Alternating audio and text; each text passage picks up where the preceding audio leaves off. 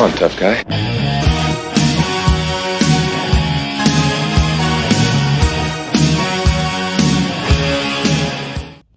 Alright, so more reviews by Candlelight. Why? Because I got nothing better to do.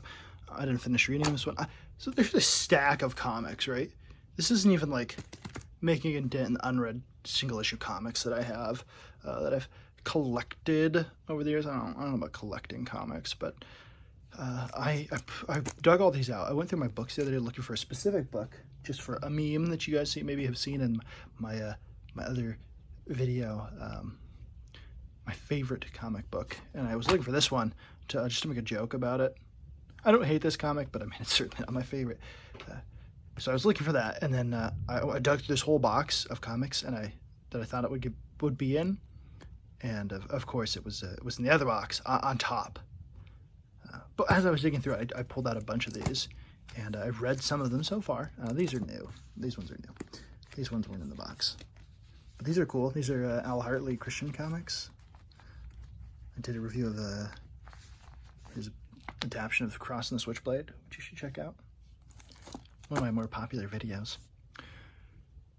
So I read this. This is the supposed Crisis on Infinite Earths crossover with New Teen Titans.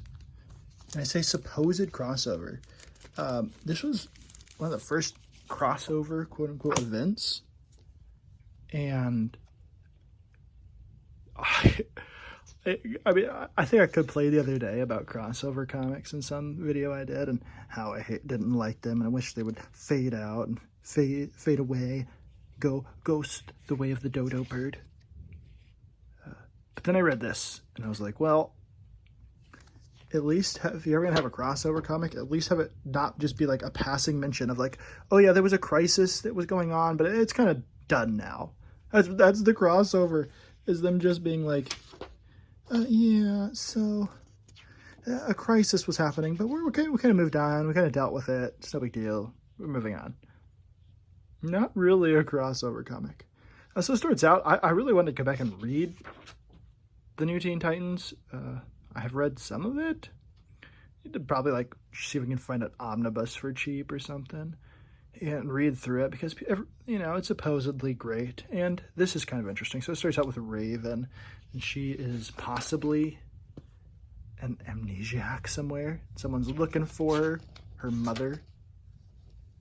And then you go back to the Teen Titans, and they're like, oh, Starfire, you have to go back to your planet. And, well, I'll go with you because I'm Dick Grayson in my disco-era Nightwing costume. Look at this, dude. These old ads were so much better than the crap they do now. And people got paid for this. This was like an artist who got to draw instead of, you know, just throw together some sort of crappy looking ad in Photoshop. This was not drawn by George Perez, who was the most known artist for New Teen Titans, probably because he was working on Crisis. This is Eduardo Barreto. Don't tell anybody. Don't even tell yourself, but I think I might like him better than Perez. So Perez didn't ink this or something. It doesn't look like it.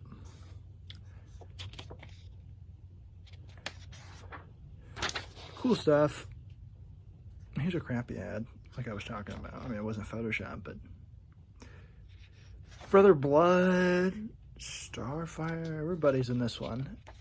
It's really like a soap opera type book, and I think that's what people liked at the time. I'm interested to go back and experience it, but overall, 'twas alright. 'Twas okay. It did make me want to read more, which I guess is the point of all of this, right? I think I read that a while ago, but I don't remember it. That is nothing. Haven't read that yet. Didn't get around to this one. Didn't get around to that one. Didn't get around to that one. Didn't... Old Aquaman? I want to read that. Didn't get around to that one. Pull this one out to see if I could find the artist for it. It doesn't say. It's like multiple people drew it. I think they just sort of like, you know, hey, buddy, if you got some time, can you draw a page of A Christmas Carol for me? Jim Shooter era, everybody. I'm a fan. Oh, that one looks cool. I haven't read it. Didn't read it. See, I dug all these out. And I meant to read them all day, and then we got busy. And I only read like a handful of them. Apparently I read like 3. This one looks cool. Doug Munch. Didn't read it. I mean, look at this one I didn't read. Okay, we get the point. You didn't read any of them. You don't even know how to read. Here we go. Didn't read it. I have read this one. But I need to read it again because I don't remember. But yeah, I remember when I found this and I was like, oh, that's awesome. I'm going to read that. This is famous for, it was supposedly by an artist whose name is Ross Andrew, who had drawn both Marvel and DC. And so that's why they picked him to draw this crossover. But then Neil Adams went and like redrew all the Supermans. Stupid Neil Adams. This I will talk about in a separate video. Read this. Not the way you want to do a number 1. It just felt like I was thrown right into the middle of a story. I had no idea what was going on. Had I been back in the 90s and someone's like, oh, here's X-Men number 1, I would have been like all over it because, of course, the X-Men were so huge and I wouldn't have cared that I didn't know what was going on. But as an adult, I'm just like, oh man, do I have to like, where do I start with the storyline? Is this the start of the storyline? I'm so confused. And like Chris Claremont, like overwritten dialogue and overwritten captions, and it's just like, oh man. But the Jim Lee art, of course, is always great, and I was always very competent. Did read this.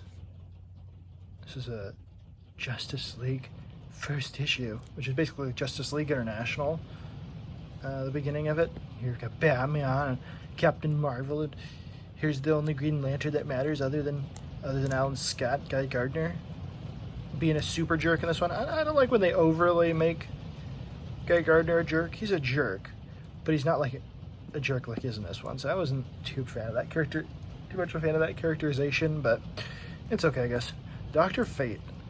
There's not really like, I mean, someone tell me in the comments if you know of like a really great Dr. Fate storyline or run of comics that everyone says, oh, this is the greatest Dr. Fate comic ever. Because honestly, he seems like such a cool character, but has anyone ever really managed to do anything with him? I don't know.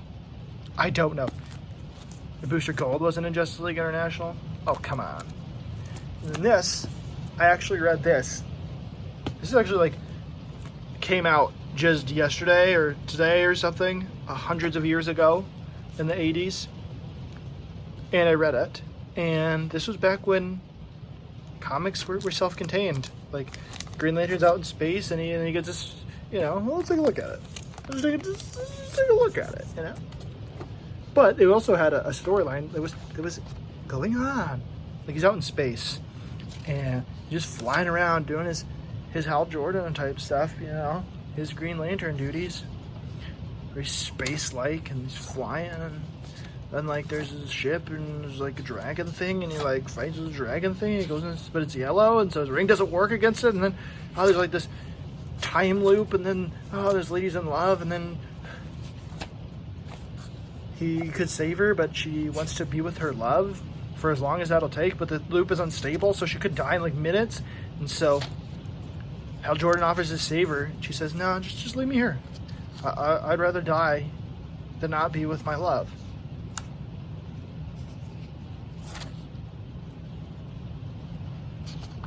Which was pretty cool. And then he ended up getting a ship at the end of it. And you've got like a whole nother story of them fighting stuff. And what's wrong with that? What's wrong with that? That's what I want to know. Look at this. Camelot 3000? Camelot 3000? What is this nonsense? Camelot 3000? It's as if I was planning this all along. I'm going to read this and review it soon. I don't know if it's any good, but I'm going to read it. I wasn't actually planning this. It just happenstance. Blackhawk. I mean, so nostalgic, this whole art. Just gets me right in the nostalgic feels. These old comics, like letters to the editor and all this great stuff, and what happened? What happened, DC Comics? Where did you go wrong? I think we might be able to find out where they went wrong. Was it the history of the DC Universe is a must-read? No, that wasn't it. Certainly X-Men #1 had nothing to do with where they went wrong. But I am certain if we are to keep looking, we might find where they went wrong. I mean, of course I'm joking. It was a huge sale for them, but I don't want to blame Watchmen for everything. Well, I do, but I can't. It's okay. I admit that Watchmen is competently made.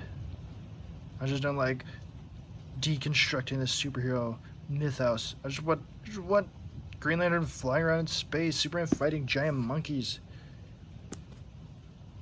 Alright, adios.